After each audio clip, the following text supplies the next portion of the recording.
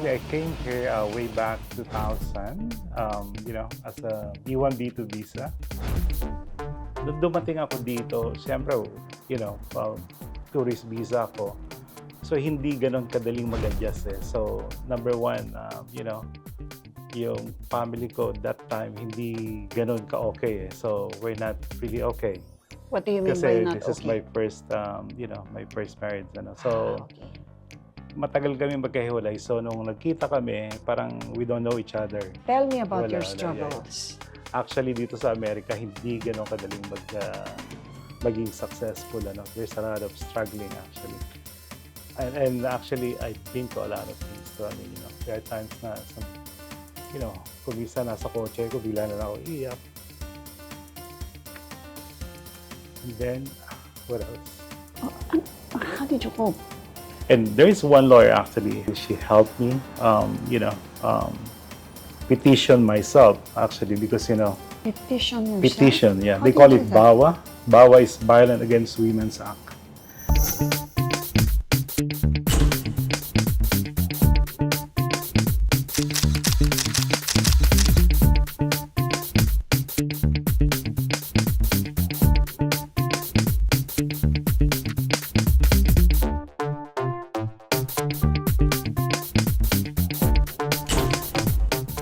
Hello everyone and welcome again to Usapang Real with Lucy, ang aking America series.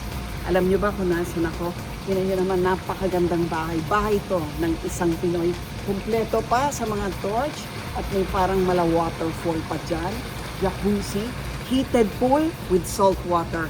Grabing multi-millionaire na itong papakilala ko sa inyo. Pero bago siya naging ganyan, dumaan muna siya sa butas ng karayom. Naging door-to-door salesman, hiniwalayan ang asawa, naging illegal, pero ultimately, naging citizen because he was declared as a battered husband.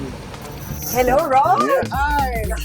Ang laki ng bahay mo! Crystal chandelier. Ay talagang nakasulat pa sa pangalan niya, ang storya niya.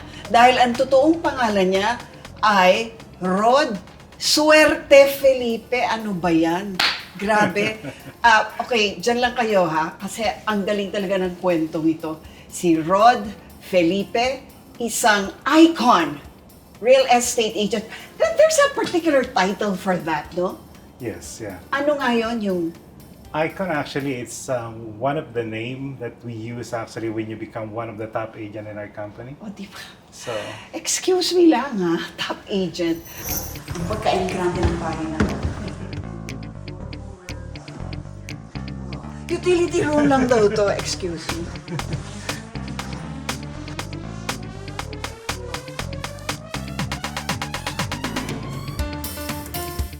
Sales ka rin ba sa Pilipinas? yes, I was in sales. I Ano was in binibenta computer. mo doon?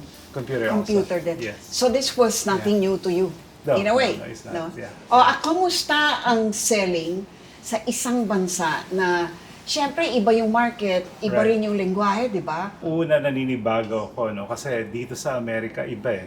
Number one, sa Pilipinas, medyo mas madali tayong kausapin eh. Oo. We talk the same language kasi Pilipino tayo. Pero dito sa Amerika, actually, it's like a small world.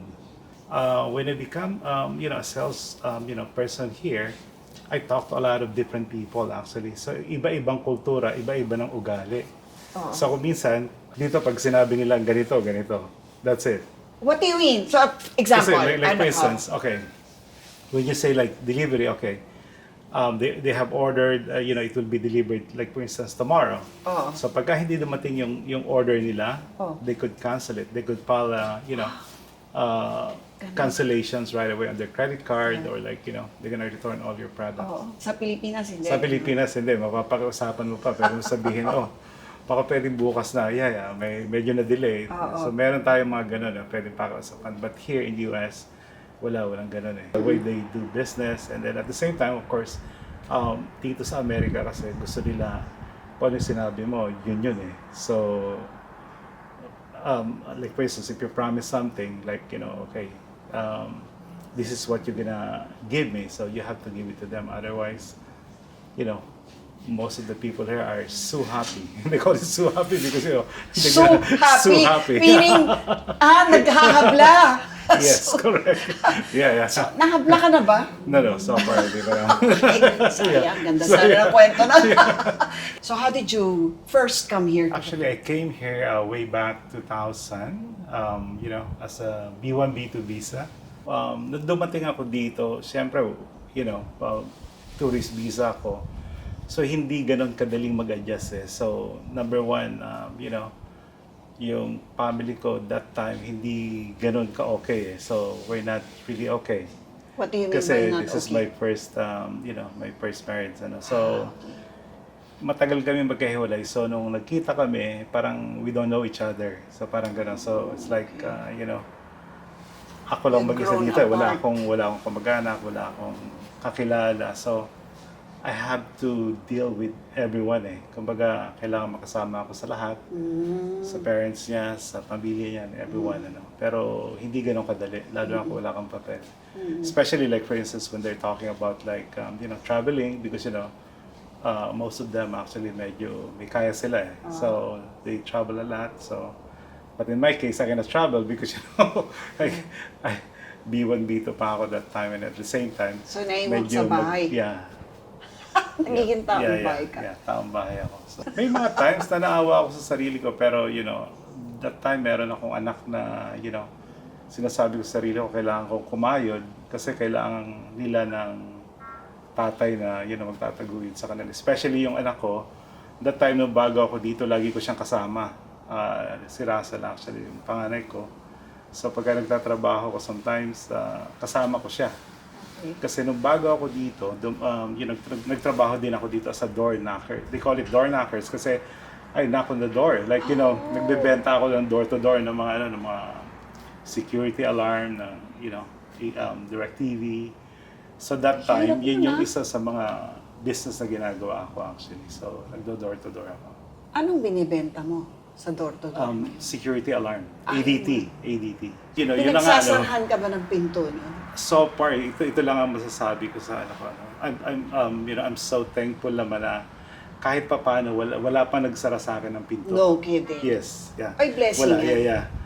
Most of the time, ito ang pinaka-importante pa, lahat ng kliyente ko, kailangan ko ng social security number nila. And pinagtitiwala nila sa akin yan right away. Once I met them, they give it to me right away. Big deal ba yun? It's a big deal here in US kasi Social Security is your life here in May US. nakawin, Yes, yeah, pwede. And yet they trusted you. They trusted it to me actually. Why do you think they did that?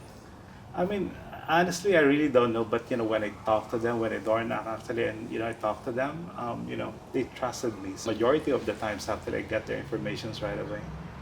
And you know, they become my client, and then after that, actually, they become my friends, and then you know, until now, actually, I still have communications with majority of my clients. Wow! Agad ka bang nakatamasa ng tagumpay?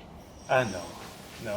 Tell me about Wala, your wala, struggles. Actually, dito sa Amerika, hindi gano'ng kadaling maging successful. Ano? There's a lot of struggling, actually. And actually, I've been to a lot of things too. I mean, you know, there are times na, you know, kung minsan nasa kotse ko, bigla na ako iiyak. And then, what else? Bakit?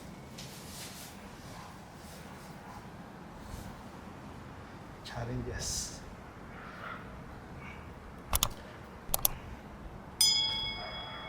I have so many challenges that time. And one is my family, my own family actually. So, I mean, that's why, you know, I decided, you know, to actually like, you know, be strong. Because number one, I have kids actually. So I told myself, I need to be really, really strong. Otherwise, you know, if I don't survive, what's gonna happen to my kids? So that's why, doon ko nakuha lahat ng why ko eh. Kumbaga, I really need to survive in the United States. That's what I told to myself. I mean, at first, sometimes actually, may mga times na wala akong kotse. I have to commute. And, nung nagkaroon naman ako ng kotse, I have to work. So, yung son ko, actually, my son, Russell, actually is with me. So, sometimes pagka nagdo-door knock ako, it will take like, mga 2 hours, 3 hours. Sometimes nakalabas siya ng school, pero wala pa ako doon sa kanya. So, I'm still like, driving like 2 hours. So, sometimes pagka pinick up ko yung anak ko, nandun na yung police. Kasi, most of the school dito sa Amerika, pagka hindi mo na pick up yung anak mo on time, they're gonna call the police and they're gonna give your son to the police. Oh my. So I have to pick up my son, with the police. Tsaka yung danger Yes. na baka kunin sa'yo, di ba? Yes, correct. Ganun dito, di Yes, ba? yeah. So nangyari yan sa'yo? It happened to me. How did you cope? Because of my kids nga. So talagang nagsumikap ako, sabi kong gano'n. Kailangan ko maayos ko yung papel ko and everything. So that's why, I talked to like couple of lawyers here in US. And there is one lawyer actually, her name is Pamela Hartman. She is really nice actually. She helped me, petition myself actually because, Petition yourself? petition, yeah. How They do call you it do that? BAWA.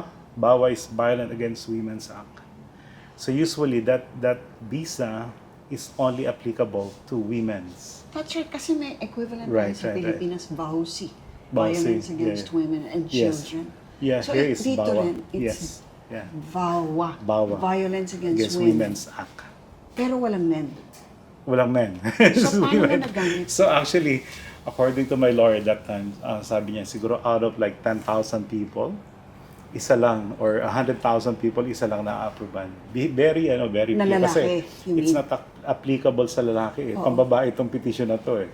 Ba't siya nangahas na yun ang gamitin Actually, niyang grounds? yun nga eh. Were you a victim of violence by your Honestly, spouse? I don't wanna, I don't wanna say anything about it anymore because, I have a grown-up kids. Parang very roughly lang, was it actual physical violence or negligence? Or, A kasi little bit, iba-iba yes. naman yan. Sometimes Yes, yeah. it's financial There are some. abuse, di ba? There's some, yeah.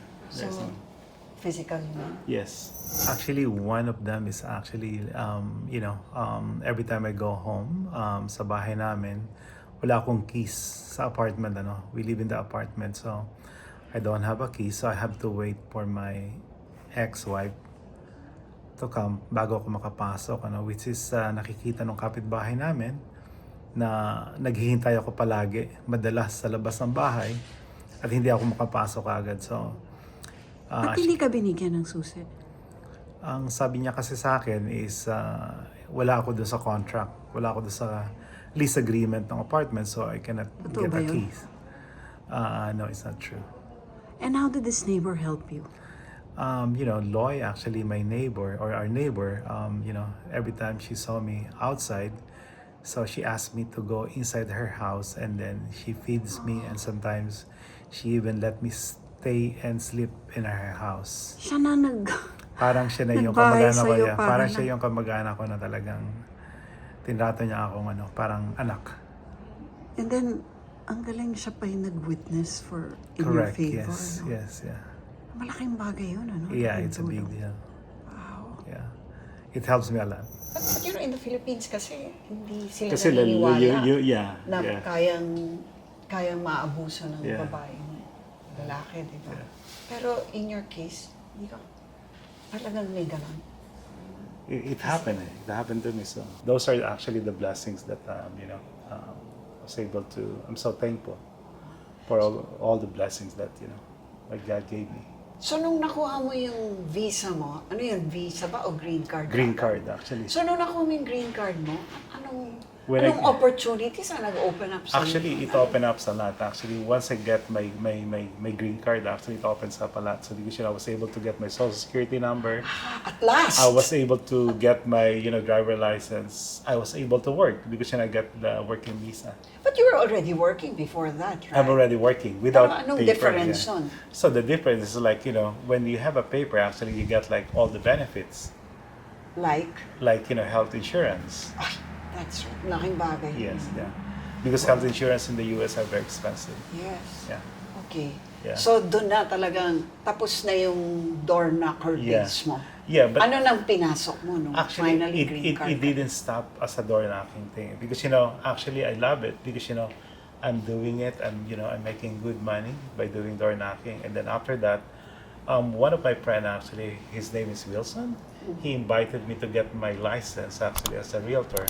Yun. So he convinced me to get my own license, and he told me, "Hey Rod, why don't you come and go with me actually to do real estate?" So that's why I decided to get my license. And that time, since I already have green card, I was able to get it easily because Easily, ha? because Di ba may exam pa yes, yan? there is an exam actually. It took me about I think 4 months or 6 months. Maning-mani in short, ha? So what year was that when you got your license? When I get my license is 2012. Tinan nyo yan, 2012. Yes. Ngayon, 2026. Uh-huh. At ito na. Ito na ang bunga.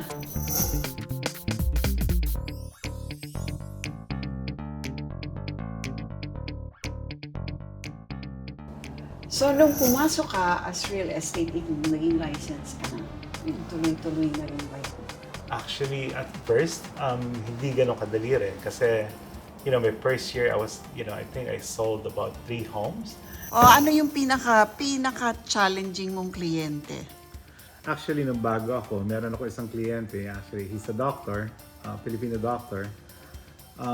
He asked me to show 100 homes, More actually, it's probably more than 100 homes, yes. Oh, nagpakita ka ng 100 bahay sa kanya? Nagpakita ako ng more than 100 homes sa kanya. Hindi ka pa naiinis sa mga ganon? Kasi di ba yung Honestly, mga... bago ako wala akong magawa kasi I thought that's how it works sa mga bagong agents, So, kailangan mag-showing ka ng marami para ma-please mo yung buyer mo, bumili sa'yo. So finally, bumili naman siya. Unfortunately, after showing more than 100 homes, hindi pa siya bumili sa akin, bumili pa siya sa ibang agent. Oh my... Yeah, Taga-Pilipino ba to? Filipino. He's a Filipino doctor. Shame. I know. So that's actually one of the worst experience that I have when I'm new with the business actually, as a realtor. Pero anong lesson mo doon? I mean, do you... Patience actually. Natuto akong maging patient sa mga kliyente. So, I mean, that's, one thing I learned. So, and then, aside from that, natuto na rin ako kung paano ko screen yung mga kliyente ko. Screen? Paano Screen, screen? yes, yeah. Paano man i-screen? Kasi according to some of my coaches in real estate, you don't need to show a lot of homes sa kliyente. Kasi pag nagpakita ka masyadong maraming bahay, nalilito na sila, hindi na nila alam kung anong bibili nila. Yeah. It's not easy, but it just so happened that I have a client who happened to be my, my friend in the church. So ngayon nakakailang bahay ka na nabebenta per It's annum? actually, probably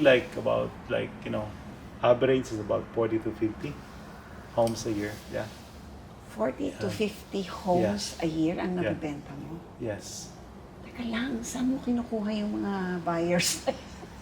Actually, ito pa. Ang maganda pa doon sa mga kliyente ko, almost all of my clients are referrals. Referrals from my existing clients.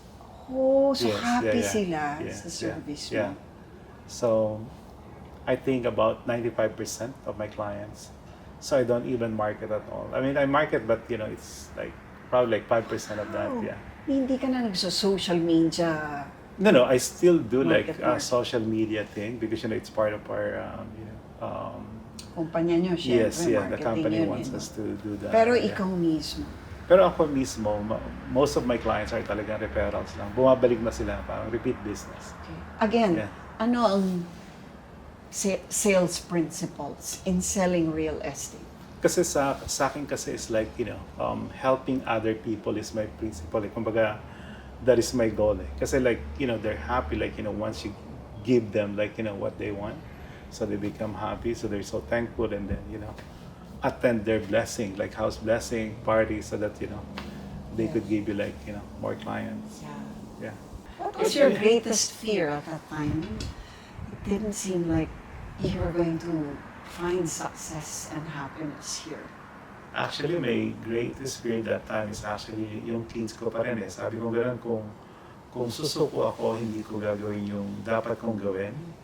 So, paano yung mga kids ko? So, baka lumaki sila na, alam mo naman dito sa Amerika, kung minsan, kids like, when they grow up, like, drug addicts. Because, most of the people here, especially like parents, they're so busy actually working. Sometimes, yung kids sila nakikita na lang, hindi nga sila nakikita na kung minsan eh. Minsan, nasa school na yung anak nila, nasa trabaho sila, pag dating nila sa bahay, natutulog na.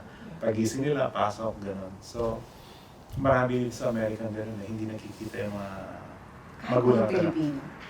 Yung mga Pilipino, yung software yung mga Pilipino naman, medyo sila sa mga anak eh. Kasi tayo eh, kahit pa paano, ang mga Pilipino, family-oriented ang Pilipino eh. So, family first tayo, yes, di ba? Oo. Yep.